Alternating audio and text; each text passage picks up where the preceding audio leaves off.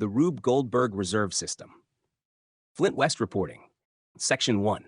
Look closely at the modern monetary order, and something becomes obvious. It is not elegant. It is not simple. It is not foundational. It is mechanical. The entire global reserve architecture exists to solve one primitive problem. How do sovereign nations settle trade without bartering goods and without trusting each other's political promises? That is it.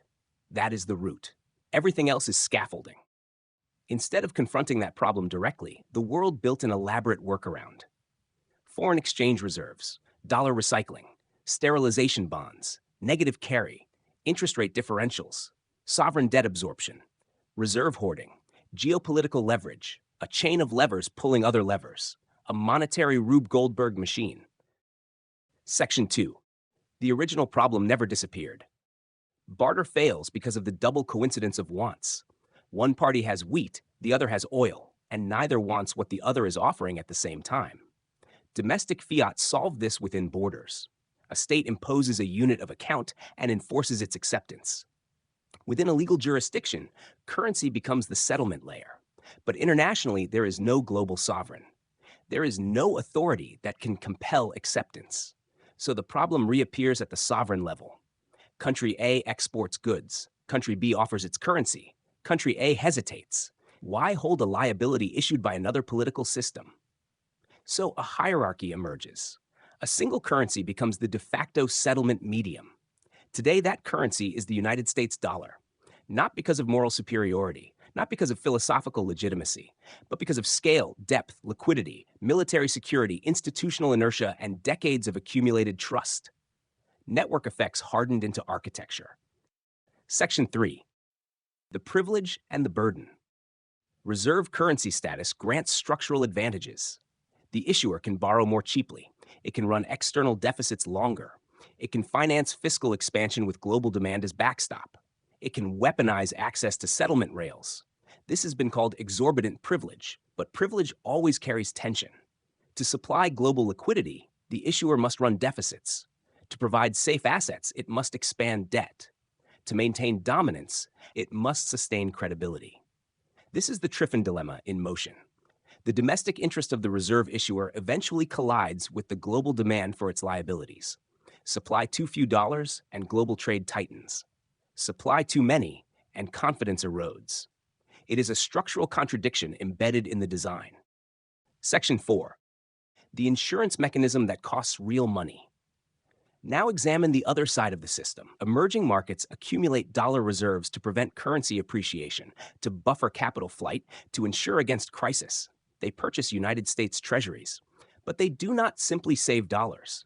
They often create domestic base money to buy those dollars. Then they sterilize. They issue domestic bonds to absorb the liquidity they just created. Assets, low-yielding United States government securities. Liabilities, higher-yielding domestic obligations. The spread is negative. That gap becomes quasi-fiscal loss. Interest paid exceeds interest earned. This is not abstract. In high-rate environments, sterilization costs have reached material percentages of gross domestic product, billions transferred not to citizens or infrastructure, but to maintain exchange rate posture. The machinery operates, but it consumes energy. Thermodynamics applies. No yield emerges from nothing. Someone pays, always. This content is brought to you by Bobby Giggs. Promote your brand here and reach a wide audience across platforms like YouTube, Instagram, and Facebook. Follow the links in the description to get started. Section 5. Why not just hold domestic bonds? Because foreign exchange reserves are not savings in the conventional sense. They are external liquidity. They exist to purchase foreign goods, service foreign debt, defend currency pegs, intervene in crises. A nation cannot settle oil imports with its own government bonds. Domestic securities stabilize domestic policy. Reserves stabilize external exposure. Two different balance sheets, two different purposes. Section 6. The gold question. If the dollar did not exist in its current role, what would fill the vacuum? No other fiat system matches the scale and liquidity of United States treasuries. The euro is fragmented. The yen is constrained by demographics and debt structure. The renminbi remains capital-controlled. Gold, however, is neutral. It carries no counterparty risk. It cannot be printed. It grows through real extraction cost. Historically, civilizations converged on gold when trust in paper collapsed. But gold imposes discipline. It limits fiscal expansion. It constrains monetary activism. It forces adjustment rather than deferral. Governments prefer elasticity. Elasticity permits smoothing, intervention, stimulus, war finance, crisis response. Hard anchors eliminate discretion.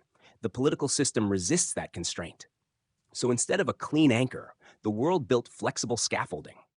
Section 7. Complexity as avoidance. A Rube Goldberg machine performs a simple function through unnecessary complexity. The global reserve system performs settlement, but not directly. Instead of a universally neutral asset, it relies on debt issuance, global absorption of that debt, reserve accumulation, sterilization to offset inflation, currency interventions, carry trades, sovereign balance sheet expansions, political credibility maintenance, all to simulate neutrality. It works, but it is layered. It is fragile. It depends on confidence, military backing, legal enforcement, and constant demand for the reserve issuer's liabilities.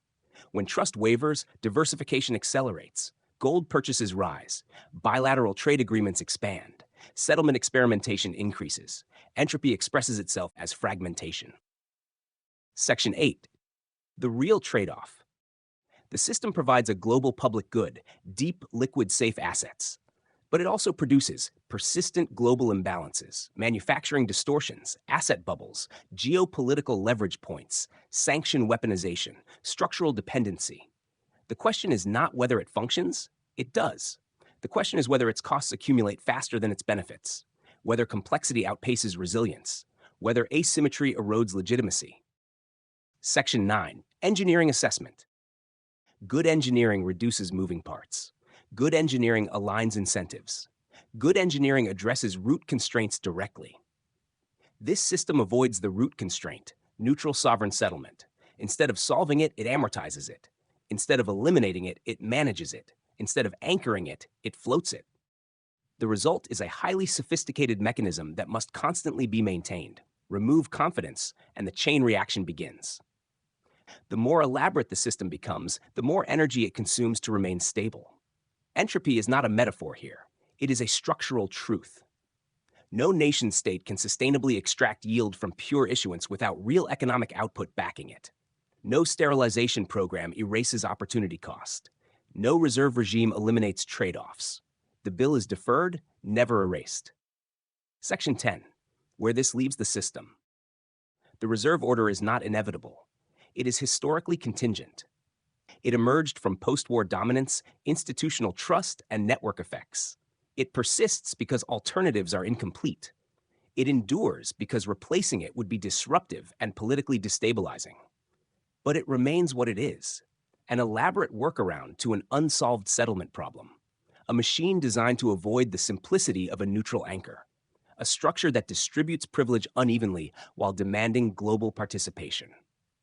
The Rube Goldberg reserve system performs its task, but it does so with layers upon layers of motion, and every moving part carries a cost.